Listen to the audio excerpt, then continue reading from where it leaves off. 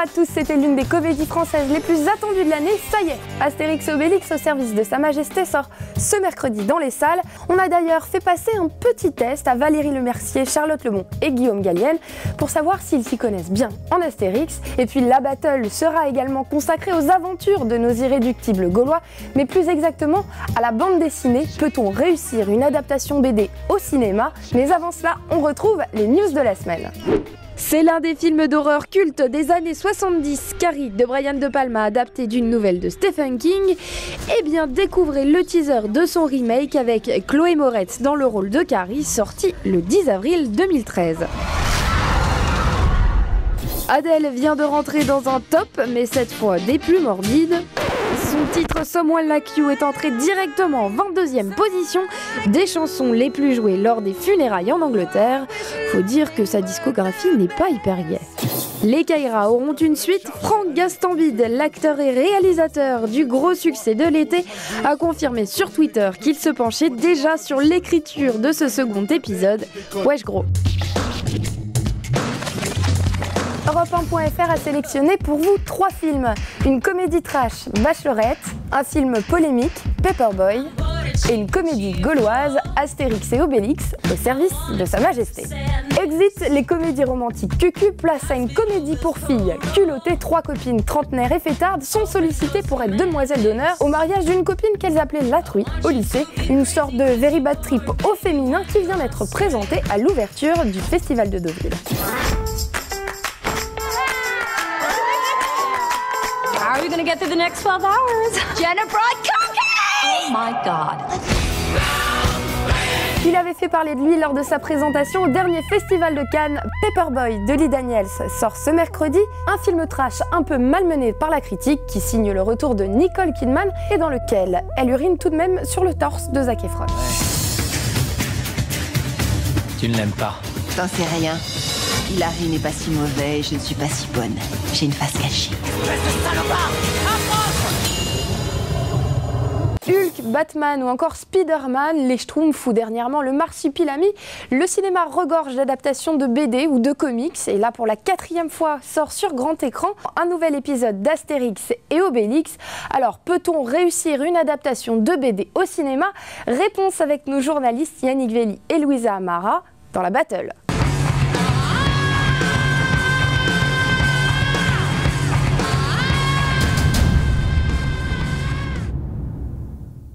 Il y a trop d'adaptations de BD au cinéma en ce moment ou de comics, on voit plus que ça.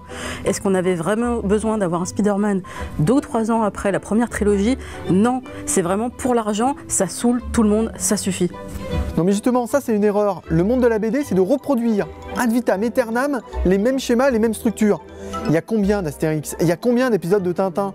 Et puis parlons-en de Spider-Man. Il y a combien de Spider-Man différents? Ultimate Spider-Man, Spider-Man classique. Marvel, ça fait 50 ans qu'ils dorment dessus, 50 ans qu'ils se font de la thune avec ça. Alors pourquoi pas au cinéma? Si au moins ces adaptations étaient réussies, je dirais banco. Par exemple 300 était réussi, par exemple Watchmen c'était réussi aussi, pourquoi pas? Le problème c'est que souvent on a un copier-coller qui n'intéresse personne, sauf les fanatiques et encore, ou alors on a vraiment quelque chose qui s'inspire de très loin et qui ne contente personne. Donc moi je propose qu'on en voit un petit peu moins et qu'on ait une meilleure qualité tout simplement. Non mais désolé Louisa, ça c'est un argument de journaliste. Les gens ils sont contre-fiches de la fidélité à l'œuvre originelle. Personne ne va lire les Batman, personne ne va lire les Spider-Man après avoir vu les films. Ce qu'ils veulent c'est du divertissement, du grand spectacle sur grand écran. Et ces films-là ils en offrent. Et puis on va s'aérer l'esprit, on va aller jusqu'en Asie. Et bah oui, les principaux films qu'on connaît asiatiques, comme Old Boy, comme Akira, et bah ils sont adaptés de manga. Et ça, si ça donne envie aux gens de découvrir les livres et les œuvres originelles, bah tant mieux. Et puis sinon, bah tant pis. Non mais si tu veux, on se fait un jap. Hein. Louisa, merci beaucoup. Yannick, on se retrouve la semaine prochaine pour parler de la très attendue sortie de Skyfall, le dernier James Bond. À l'occasion de la sortie d'Astérix et Obélix au service de Sa Majesté, on a fait passer un petit test de connaissances sur les aventures des deux Gaulois.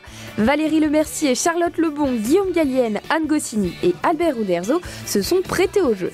Ouais, je suis chiche, mais je vais être nulle. Ah merde, vas-y. Je vous préviens. Comment s'appellent les 4 camps retranchés romains? Oh, fuck. Il y a Baborum, il y a Petit Bonhomme, il y a... zut, vous me piégez là. Bah voilà, je vous l'ai dit, je suis nulle. Je m'en souviens pas du tout. Je sais. Ouais, moi aussi, je sais.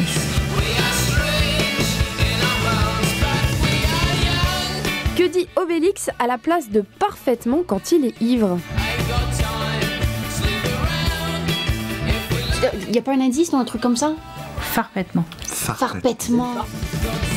Comment les Gaulois gagnent-ils les Jeux Olympiques? C'est quoi la question? En buvant la potion magique. T'es escroc. Tu dis que tu les as lus, mais tu les as pas lus. Mais si, mais je les ai lus, mais enfant.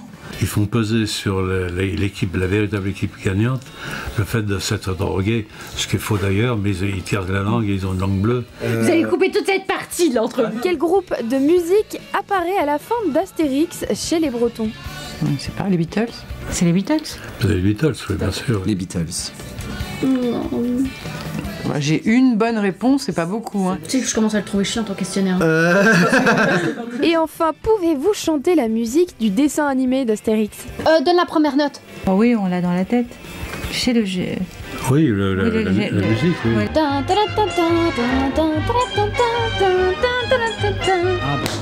Voilà, c'est fini pour aujourd'hui. On se retrouve la semaine prochaine où on recevra également Sandrine Alexis, la fameuse voix des Guignols, qui est également sur Europe 1. Salut!